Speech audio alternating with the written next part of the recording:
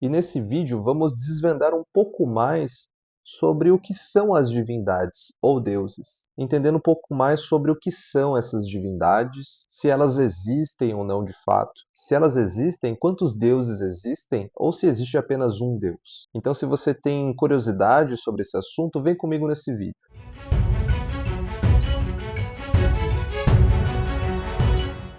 Bom, antes de começar, como de costume, vamos à etimologia das palavras. O termo divindade, ele se refere a algo que é sagrado, a um ser ou entidade que está além da natureza humana, que é sobre-humano ou superior ao ser humano. É uma essência divina que pode ser alvo de uma veneração. E antes de continuar, eu vou usar como referência esse livro chamado Corpus Hermeticum, da editora Polar. E esse livro ele se trata da base da filosofia e tradição hermética, do qual eu pretendo abordar um pouco mais sobre num outro vídeo, mas para a gente entender no que estamos se baseando para desdobrar esse assunto.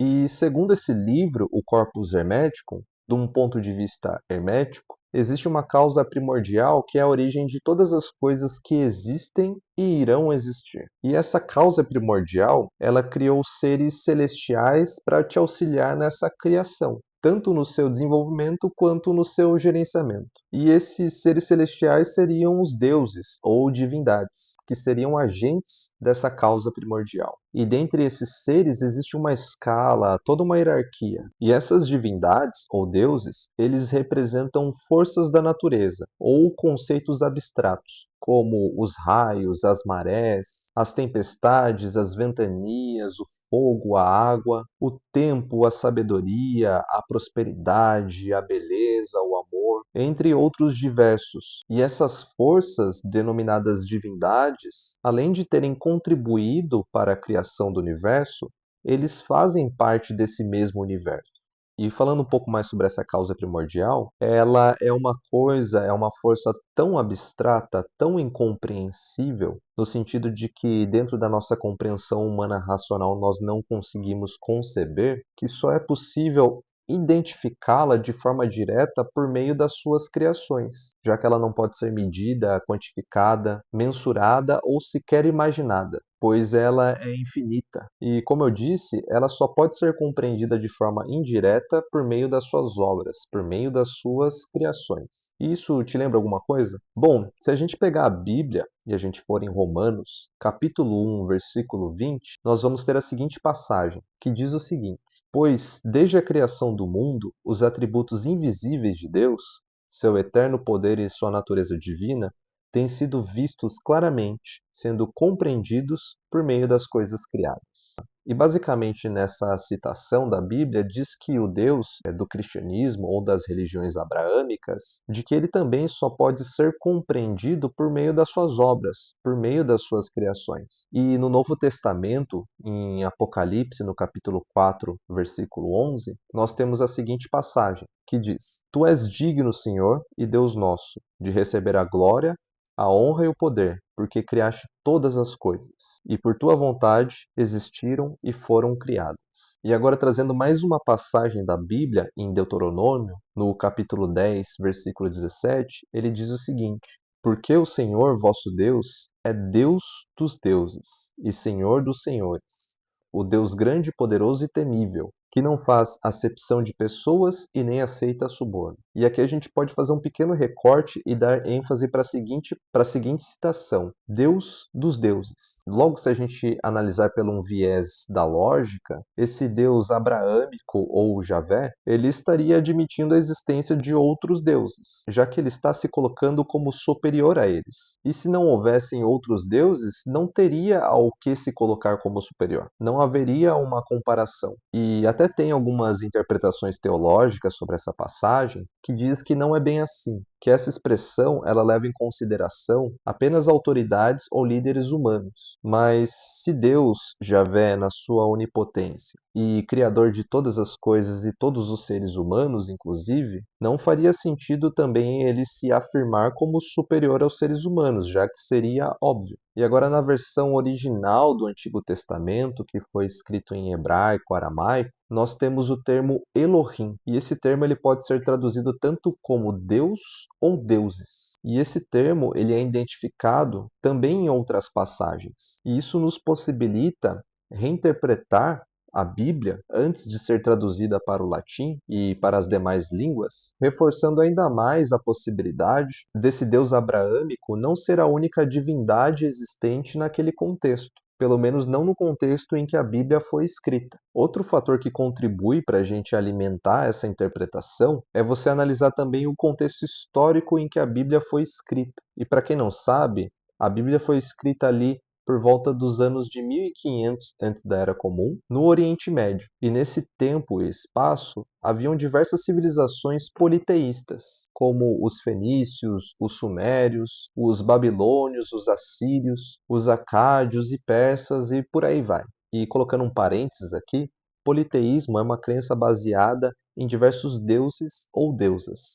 Já o monoteísmo seria uma crença baseada apenas em um deus ou uma deusa. E outro detalhe que fomenta ainda mais essa discussão é que Abraão, que é o patriarca dessas religiões abrâmicas, que são o cristianismo, o judaísmo e o islamismo, ele também nasceu e era cidadão de uma dessas civilizações politeístas. Abraão, ele foi nascido na cidade de Ur, na antiga Mesopotâmia, até onde nós temos registros. E que, supostamente, aqui um grande supostamente, ele poderia ser devoto de alguma dessas divindades desses panteões. E que, provavelmente, essa divindade acabou convocando para criar um culto exclusivo somente a ele, no caso a divindade, não a Abraão, dando origem a uma religião monoteísta. E sim, isso é uma possibilidade, já que a gente pode pegar um deus de qualquer panteão e prestar culto somente a ele e, por exemplo, criar uma religião e a partir disso isso vai ser uma crença monoteísta,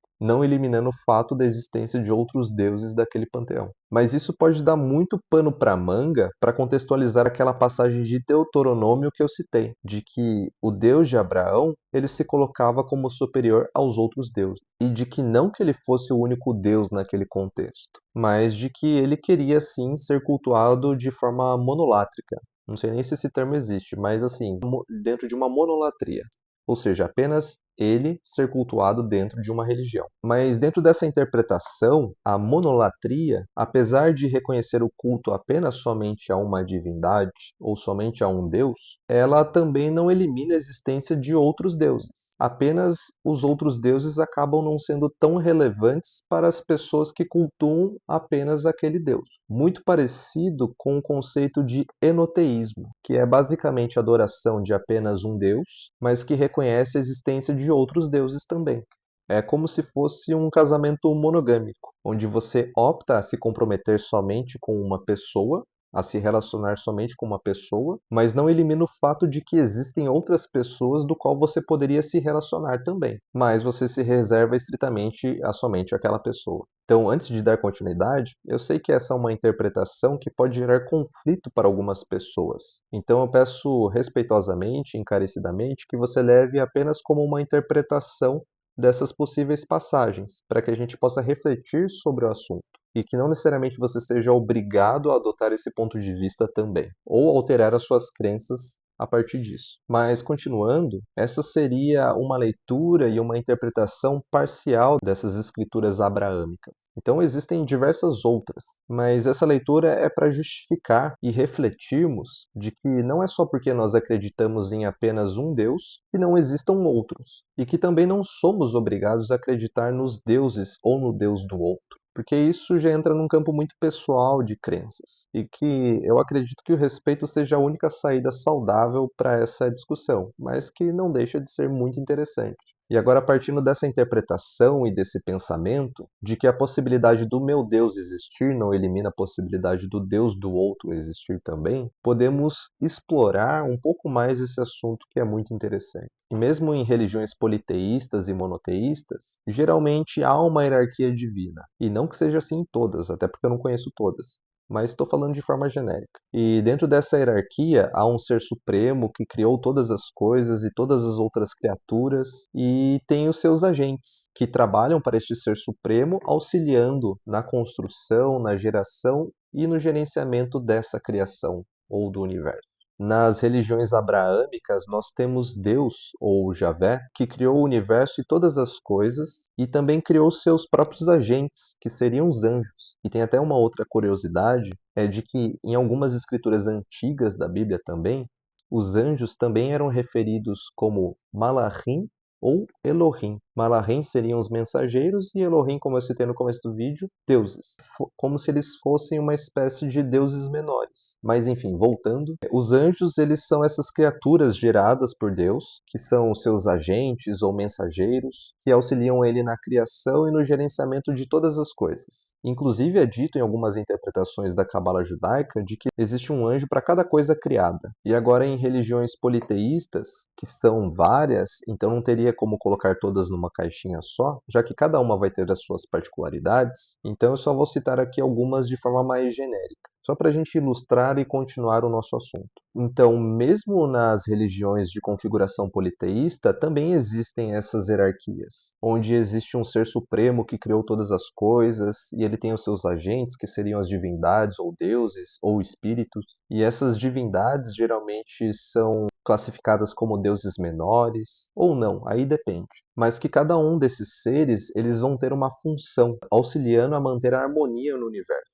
Assim como nas religiões afro-brasileiras, nós temos o Ser Supremo, que é Olorum, que é o criador do universo e também criador de todos os outros orixás, que são como se fossem irradiações de Olorum, e que cada um tem as suas particularidades, funções e que também representam forças da natureza. E na Grécia Antiga, nós temos um processo um pouco diferente, que é como se fosse um processo gradual de criação, onde no início havia apenas o caos, e nesse caos habitava apenas o vazio, e desse vazio surgiu Gaia, que seria a Terra, em seguida Tártaro, que seria o abismo, e Eros, que é o amor. E Gaia acabou gerando Urano, que é o céu, e eles se uniram para criar outros deuses primordiais, que é também conhecido como os Titãs, como Cronos, que seria o deus do tempo, e também o pai de Zeus. E aí sim, Zeus seria o deus supremo daquele panteão da antiga Grécia. Então já muda um pouco a configuração de como acontece essa criação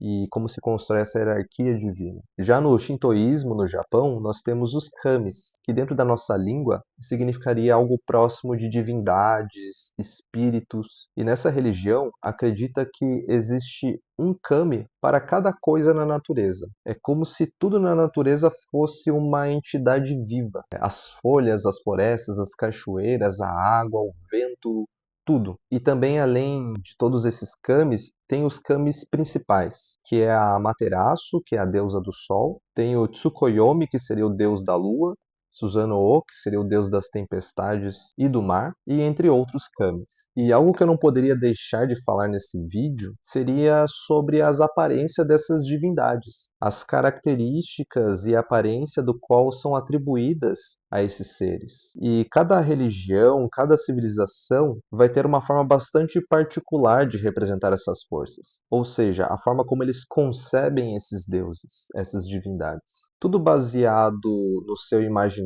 coletivo, no seu contexto cultural e principalmente nas suas crenças. Por isso nós vemos deuses de outros panteões com aparências de seres humanos, aparências de animais, ou até mesmo híbridos com cabeça de animal e corpo de ser humano, porque vai ter todo um contexto, uma justificativa e um porquê deles terem essas aparências, que não é por acaso. Então tem toda uma simbologia por trás. E cada civilização vai ter o seu meio de moldar, perceber ou criar a imagem dos seus deuses, que, assim como eu disse, geralmente são associados a símbolos que representam forças da natureza ou coisas abstratas. E esses símbolos podem ser objetos, animais ou características humanas, assim como, por exemplo, Cronos tem a sua foice, assim como Thor tem o seu martelo, assim como Maat tem a sua balança, que são objetos que estão associados às suas funções no universo. E assim como nós temos os deuses com cabeça de animais, como de falcão, chacal, elefante, touro, com o corpo de ser humano, que também tem toda a sua simbologia por trás dessa representação. E até mesmo deuses com formas totalmente humanas, com formas mais abstratas, ou até mesmo deuses que conseguem manipular a sua aparência segundo a sua própria vontade. Que nem, por exemplo, em Êxodo, tem a própria manifestação de Javé na sarça ardente, por meio de uma chama de fogo que arde incessantemente, ou seja, sem apagar. E Moisés ouve Deus por meio dessa chama, dessa sarça ardente. E a humanidade, dentro dessas simbologias, eles criavam estátuas para representar esses deuses e também para que pudessem cultuá-los ou estabelecer uma conexão. E essas estátuas é como se fossem fotografias, entre aspas, desses deuses. Antes era mais comum, mas sabe quando você imprimia uma fotografia de uma pessoa muito querida para você e você pendurava ali no seu quarto ou na geladeira da sua casa como uma forma de você lembrar dessa pessoa, manter uma conexão afetiva com essa pessoa, para essas civilizações criar estátuas desses deuses, a função era muito semelhante a isso. Era uma forma de se conectar, de se aproximar e de manter contato com essas divindades. E assim como eu disse, essas estátuas elas eram moldadas de acordo com o imaginário de cada civilização, de acordo com seu arcabouço simbólico.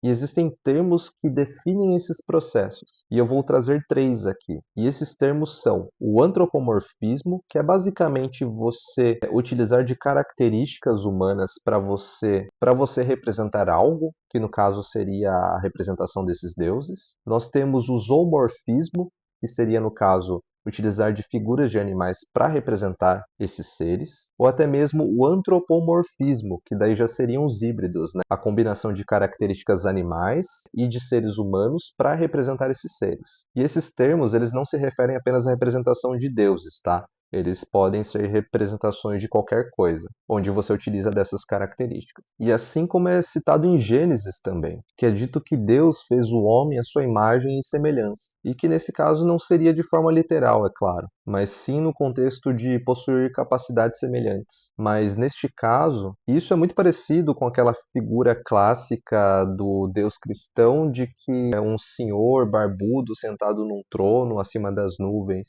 Isso seria uma representação antropomórfica de Deus. E essa representação ela é exclusivamente do cristianismo, até porque no judaísmo é considerado heresia você tentar representar Deus através de alguma coisa, seja ela o que for. Mas enfim, cada civilização vai representar os seus deuses segundo a sua realidade, segundo o seu imaginário, segundo sua simbologia, que lhes afinizam. E também vão criar suas próprias histórias, suas próprias narrativas, para preservar as suas crenças, a sua sabedoria através de gerações, de como as coisas funcionam, por que funcionam, e tudo isso contribui como uma forma de estabelecer uma conexão com o divino, como uma forma de você se conectar com essas forças da natureza, com essas divindades, já que eles estão além da nossa compreensão humana racional. E isso nos auxilia a criar um relacionamento, uma relação íntima e profunda com essas forças que estão além da nossa natureza, possibilitando realizar troca entre os dois mundos, que é o mundo espiritual e o mundo material. E mesmo os deuses, apesar de serem superiores à raça humana, eles também dependem de nós